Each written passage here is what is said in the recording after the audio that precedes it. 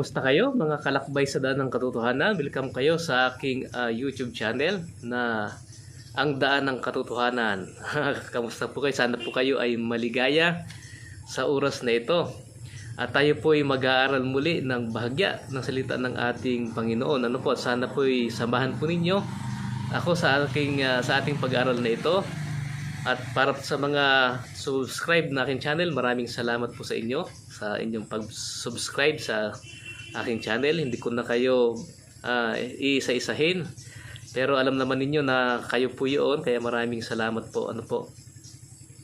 Ang ating paksa ngayon ay may kinalaman po sa kautusan ng Diyos sa bagong tipan. Ano po?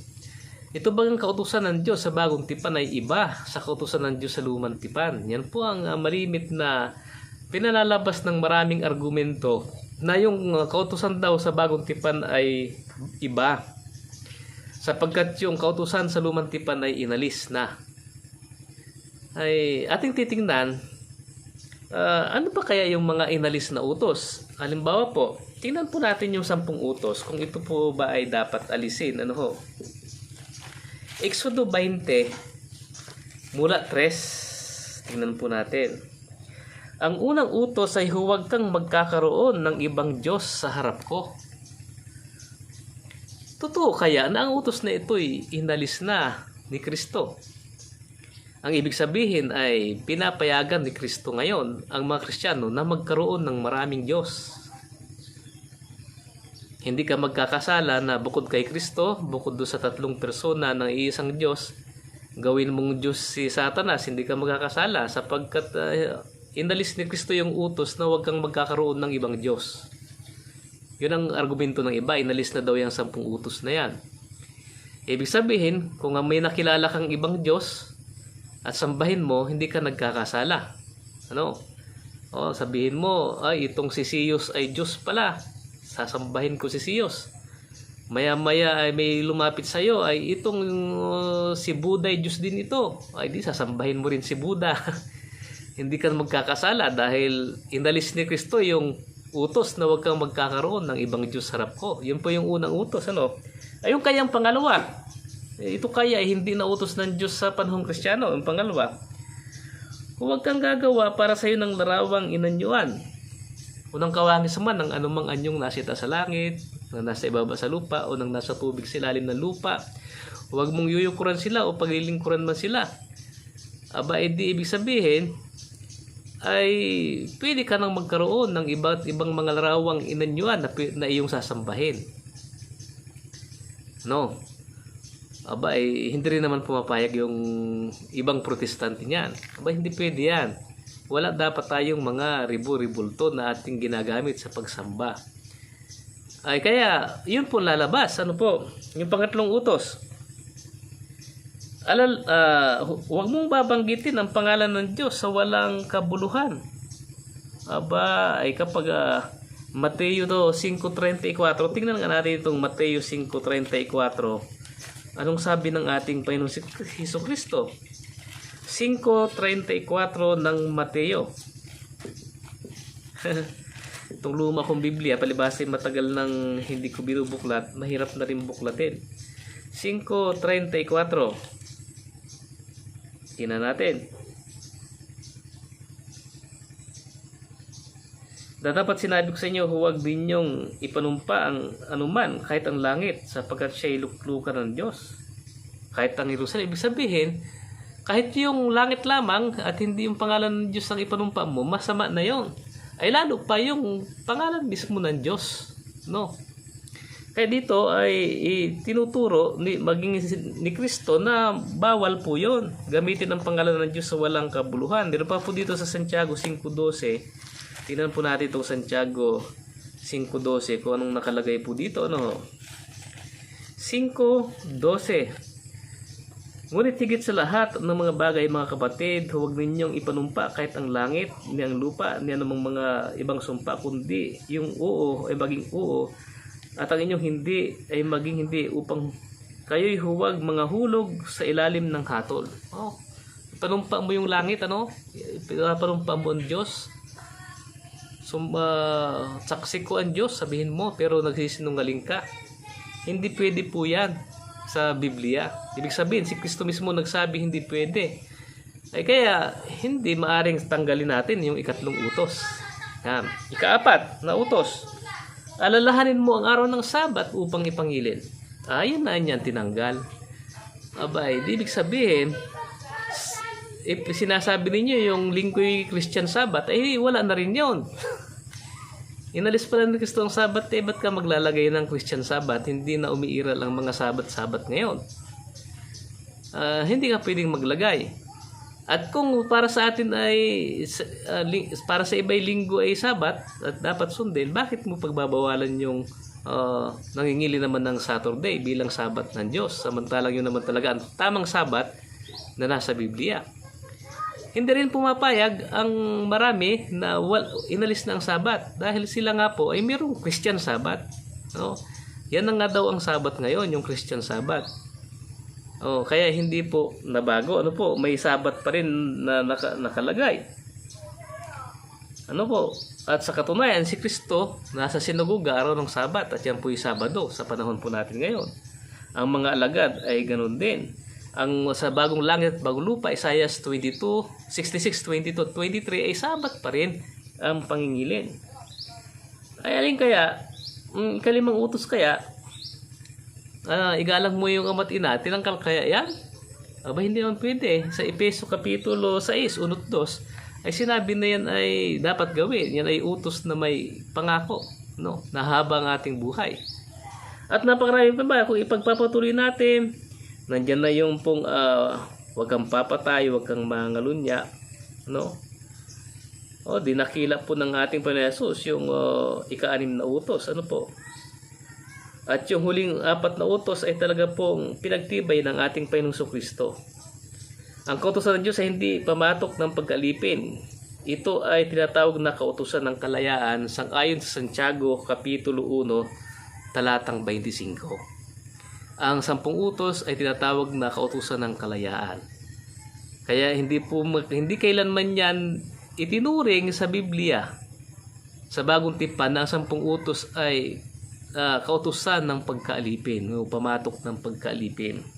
Ay kaya yung kautusan na tinatawag na pamatok ng pagkaalipin, siya yung umaalipin sa tao. Ang Pasko, yan po ay isang hula tungkol sa gagawin ng ating Panginoon Hesus. Sa unang Korinto 5 talatang 7 ay naganap na daw ang Pasko. At naihain na ang kordero ng Pasko, walang iba kundi ang ating Panginoon Hesus. Kaya yung Pasko tumutukoy sa gawain ni Kristo. At yan po ay talaga namang obligado ka na kumain ng mapapait. Tapos obligado ka na magpapatay ka ng kordero sa tuwing Pasko.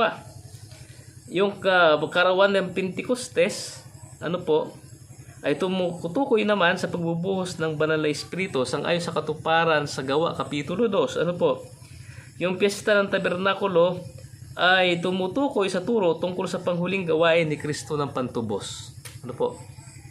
At ang ating Panginoon Hesus ay tinubos tayo. Ang araw ng pagtubos ay nagpapalala ng pagtubos ni Kristo sang-ayon po sa Hebreo Kapitulo 9, talatang 12 hanggang 14. Kaya lahat po ng mga kautusan na yon ay mahalaga. Ang pagtutuli ay ginawa din po itong palatandaan ng pananampalataya at pagsunod sa Diyos. Yan. Yung pong aklat ng kapistahan na ito ng pagtutuli ay inalis sa krus. Yun po ang paliwanag ng marami. Sa Kolosas 2:14. Na yung Sabat na binabanggit doon, yun na po yung mga Sabat na hindi yung 7-day Sabat. Bukod sa 7-day Sabat, sa Levitico 23 ay mayroon pang iba't ibang mga Sabat. Nandiyan na po yung araw ng pagtubos, araw ng piyesta ng tinapay na walang libadura. Tinatawag po yan sa Biblia na mga Sabat, at ito po yung sinasabi ng Biblia ang inyong Sabat. Samantalang ang 7-day Sabat ay aking Sabat, sabi ng ating Panginoon. Sabi ng Diyos, ang 7-day Sabat ay po'y aking Sabat, ang sabi po ng Diyos. Samantalang yung Sabat ng mga Hudyo, nandiyan na po yung piyesta ng tinapay na walang libadura.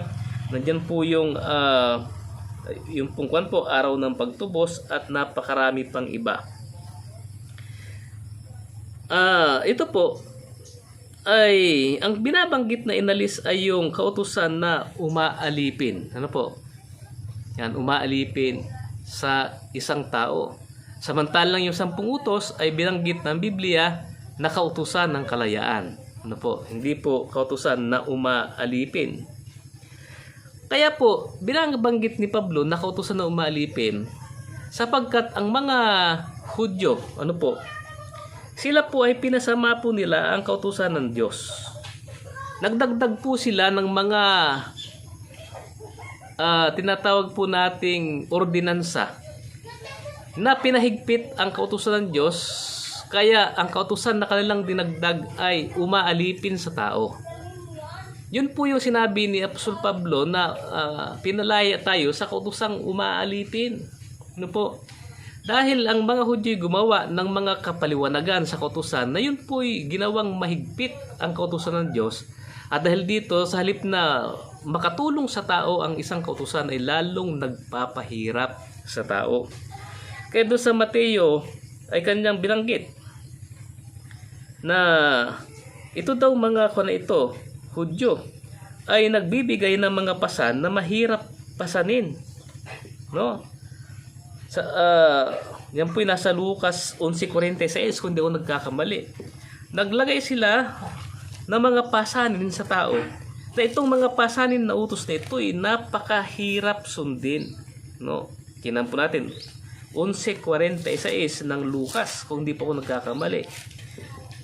Yun po ang nakalagay. Nabasahin po natin. 46. At sinabi, saabarin naman ninyong mga tagapagtanggol ng kautusan sapagkat inyong pinapapasan sa mga tao ang mga pasang may hirap dalhin. At hindi man lamang ninyo hinihipo ng isa sa inyong mga daliri ang mga pasan.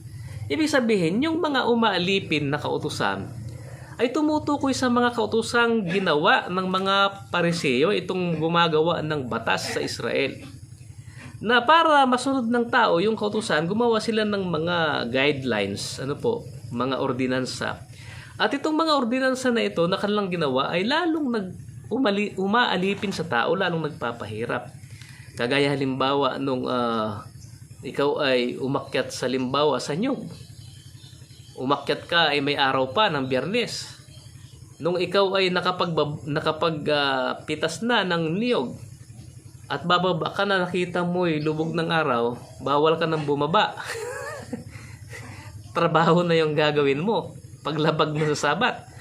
Kaya ikaw ay magdamag, dapat doon ka sa taas ng niyog, huwag kang bababa. Pakakababa ka paglubog ng araw sa kinabukasan. Ay di ba umaalipin sa iyo? Inaalipin ka ng mga batas na yon. Na yun ay mga batas na gawa ng mga Pariseo. Yun po yung sinabing pinalaya. Si Pablo ay hindi po laban dun sa pagtutuli talaga. Pero yung batas tungkol sa pagtutuli na kanilang ini-impose, yun po yung kanyang nilalabanan. Ano pong sabi po ng banal na kasulatan? Si Pablo ba talaga ay nilabanan ang kautusan ng mga Hudyo? Hindi po niya ginawa itong mga kautusan na ito sapagkat inalis na ni Kristo. Ang sabi niya, yung mga batas lang na umalipin.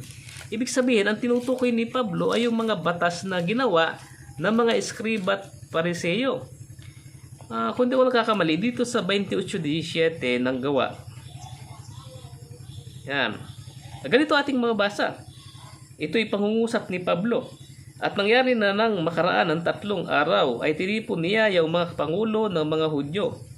At nang sila'y magkatipon na, sinabi niya sa kanila, ako mga kapatid, bagamat wala akong ginawang anuman laban sa bayan o sa mga kaugalian ng ating mga magulang, ay inilagay akong bilanggo buhat sa Jerusalem sa kamay ng mga taga-Roma. Wala daw siyang nilabag. Ang kanyang nilalabanan ay yung mga batas na hindi na makatuwiran.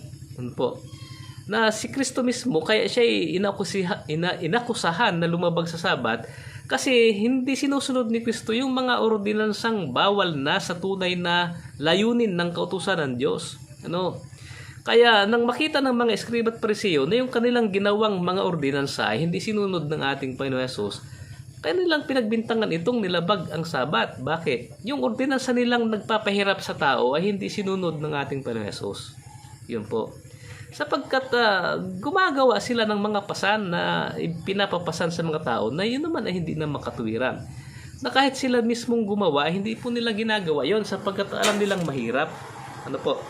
Yun po ang sabi doon sa 11:46 ng Lucas.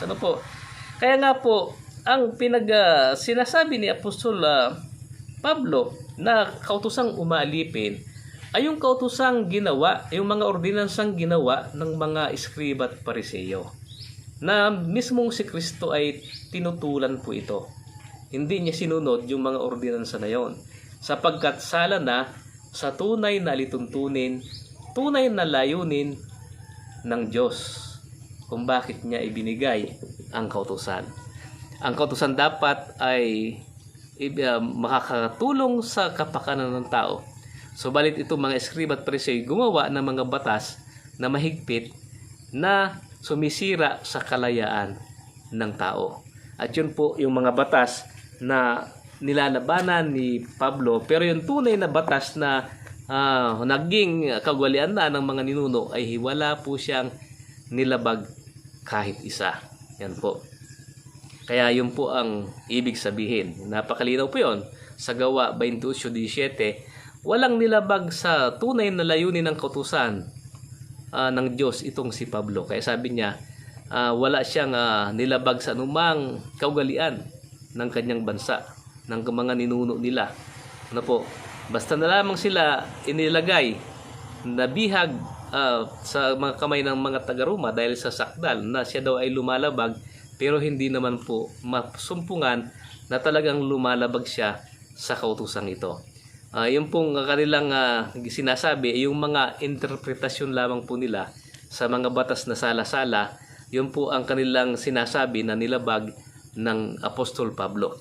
Kaya makikita po natin, ang kautusan po, ang 10 utos, di po natin nakita na kautusang umaalipin na inalis ng ating Panginoon Hesus. Pag inalis po natin ang kautusang yan ay malaking problema.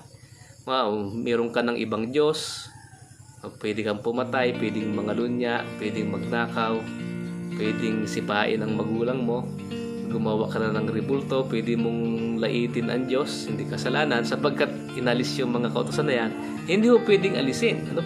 Kaya ibig sabihin ay hindi po 10 utos ang tinutukoy na kautusang inalis. At balikan po ninyo yung nakaraan kong video. Nakalagay doon kung alin yung kautusan na umalis, na inalis, alin ba yung kautusang, alin ba yung tipang inalis o pinawalang bisa. At napakalinaw po ang ating pagtalakay doon sa nakaraan nating video. Balikan po ninyo ang pagtalakay na yun. Maraming salamat po sa inyong patuloy na pagsubaybay sa ating mga videos. Ang kapayapaan po nawa ng Panginoon ay sumating lahat. Ito po ay aking inaasam na inyong maranasan sa pangalan nating Panginoon Jesus.